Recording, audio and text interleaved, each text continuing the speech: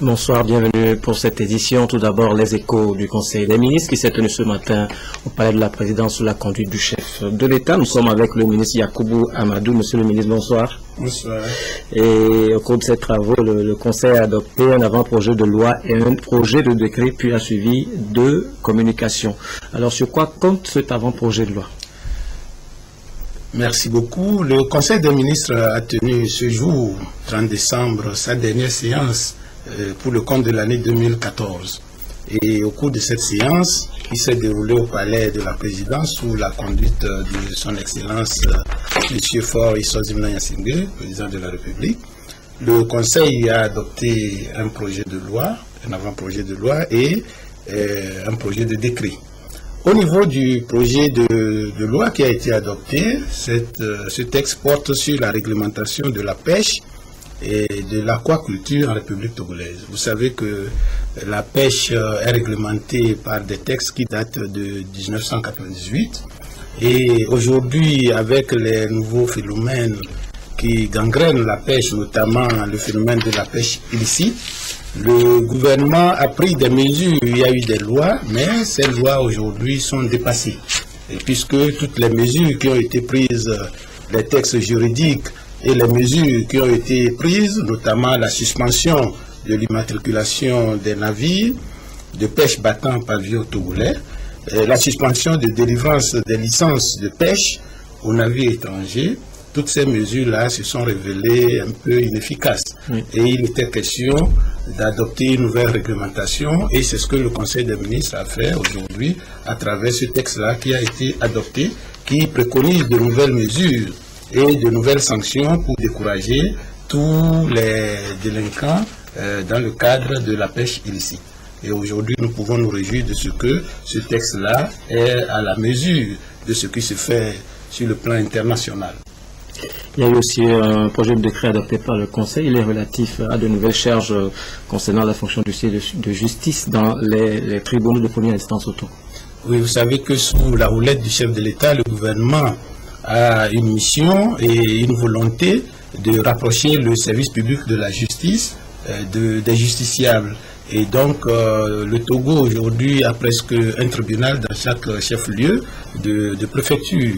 Or, les auxiliaires de justice qui accompagnent le travail des magistrats ne sont pas installés au niveau de toutes ces juridictions. Et l'huissier de justice est un élément fondamental dans la conduite des affaires judiciaires. Et il était question donc de créer des charges dans certaines préfectures. Donc 5 charges ont été créées par le décret qui a été adopté aujourd'hui, afin que les tribunaux, notamment de Pagoda, de Bassa et autres qui n'avaient pas d'huissier, que ces tribunaux aient aujourd'hui une charge et qui va permettre de nommer des huissiers qui seront titulaires de ces charges-là. Ça permet de rapprocher le service de l'huissier du justiciable, puisqu'il y a des localités qui étaient défavorisées, qui le sont toujours encore, et il est question de remédier à ces carences. Il y a eu 2 communications. La première?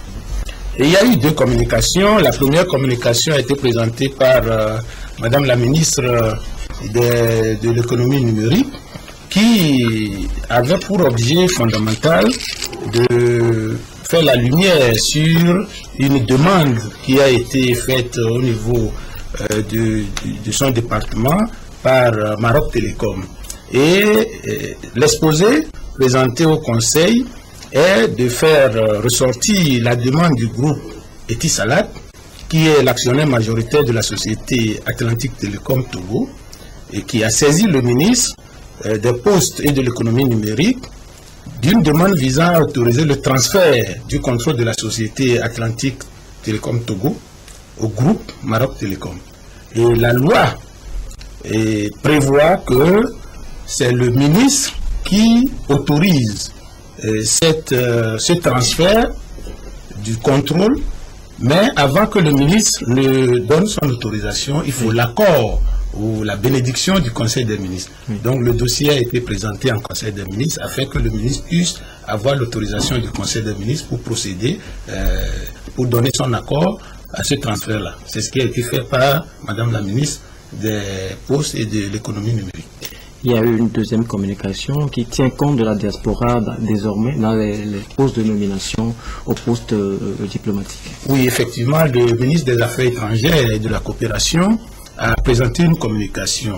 Vous savez que depuis un certain temps, sur instruction du chef de l'État, la diplomatie togolaise a voulu mettre en valeur notre diaspora. Nous avons des frères et des sœurs à l'extérieur du pays qui sont des ressources humaines énormes, qui ont beaucoup de talent et qui ont beaucoup de capacités et qui participent déjà à l'économie togolaise de par tout ce qu'ils apportent. Et donc il est question de valoriser ces talents-là sur le plan de l'occupation des postes, aussi bien à l'interne qu'à l'externe. Et donc, que ce soit dans les missions diplomatiques, que ce soit dans les organisations internationales, ou que ce soit à l'intérieur du pays même, il est question de faire appel à cette diaspora qui regorge de beaucoup de ressources humaines. Et c'est la communication que le ministre a présentée pour démontrer la volonté du chef de l'État et la volonté du gouvernement à faire en sorte que désormais, on puisse faire appel de plus en plus à nos compatriotes qui sont à l'extérieur du pays et qui sont des talents énormes pour qu'ils puissent valoriser et faire rayonner l'image du pays. Ils peuvent être nommés dans l'administration publique. Effectivement, ça se fait même déjà. Ça se fait déjà. Et depuis un certain temps, les Togolais de la diaspora occupent des postes assez importants. Est-ce qu'il y a eu des divers?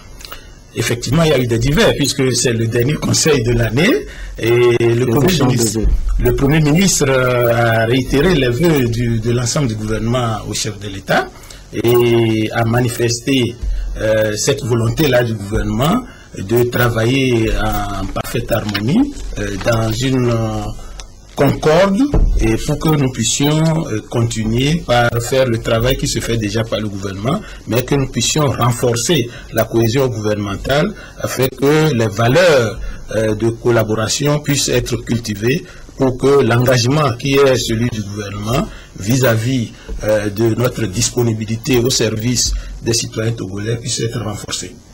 Merci beaucoup, monsieur le ministre. C'est moi qui vous remercie et puis je vous souhaite une bonne et heureuse année 2015. Merci beaucoup et à très bientôt. À très bientôt. Échange de vœux entre le chef de l'État du Togo et celui du Gabon. C'est par l'intermédiaire du directeur de cabinet adjoint de la présidente de la République gabonaise. Samuel Ngwa Ngou et sa délégation sont venus transmettre au président togolais Faure Gnassingbé un message de vœux d'Ali Bongo Ondimba.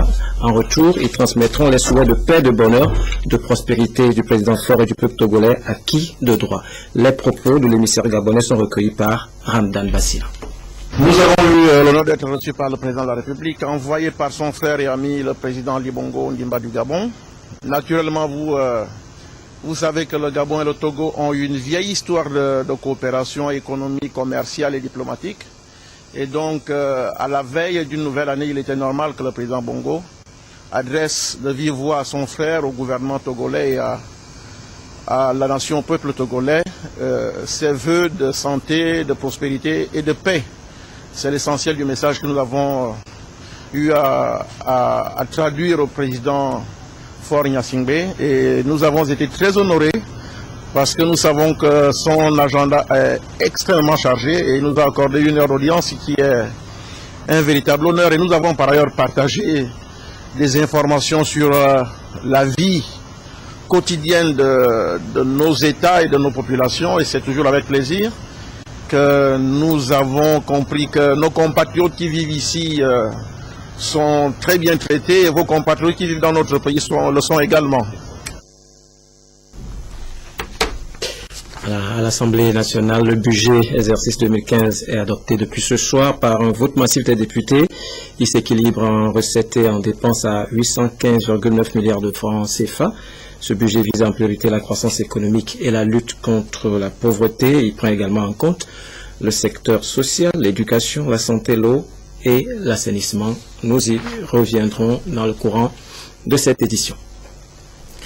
Cette année, des mécanismes ont été déployés pour contenir l'inflation, mais de façon globale, cela n'a pas favorisé les investissements au niveau de l'État.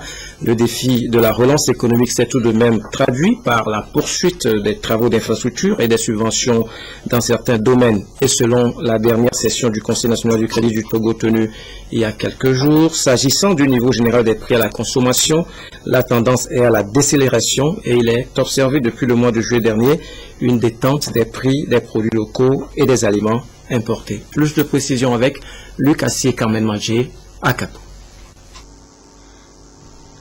Le Togo a réussi le pari de la maîtrise de l'inflation en 2014.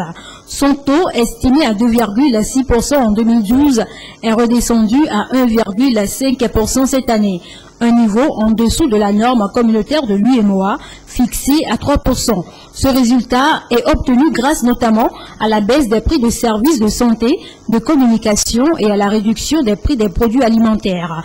Les performances du secteur agricole et tertiaire ainsi que la poursuite des programmes d'investissement public combinés à la relance des filières du coton et des phosphates devraient soutenir la croissance estimée à 5,5% et la projeter à 6,3% en 2015. Ce qui aujourd'hui est la grande question, c'est de voir comment cette croissance de 5,5% pourrait permettre aux populations d'améliorer leurs conditions de vie. Donc ce qui veut dire qu'il faut arriver à assurer une croissance inclusive, une croissance pro-pauvre. Donc ça veut dire que nous avons concrètement des défis liés à la capacité de notre économie à créer de l'emploi pour les jeunes surtout, et notre capacité au niveau de l'économie à pouvoir générer des investissements importants. Et justement, l'État togolais s'est lancé depuis quelques années déjà dans de nouvelles politiques pouvant permettre aux populations de mieux tirer profit du potentiel de croissance. La mise en place de l'INAM, la subvention de la césarienne et la gratuité de la scolarité au niveau du préscolaire et du primaire, par exemple, couvrent quelques besoins sociaux dans le pays. Nous avons besoin d'avoir ce taux d'inflation qui permet réellement à notre économie de pouvoir émerger. Nous avons aujourd'hui ce que nous pouvons appeler une relance de l'économie à partir des infrastructures. Nous voyons réellement l'apport immédiat des infrastructures dans l'économie togolaise. En l'occurrence, les investissements en infrastructures réalisés dans au port de Lomé. La nouvelle DARS qui est construite prouve réellement que nous avons opté pour les infrastructures.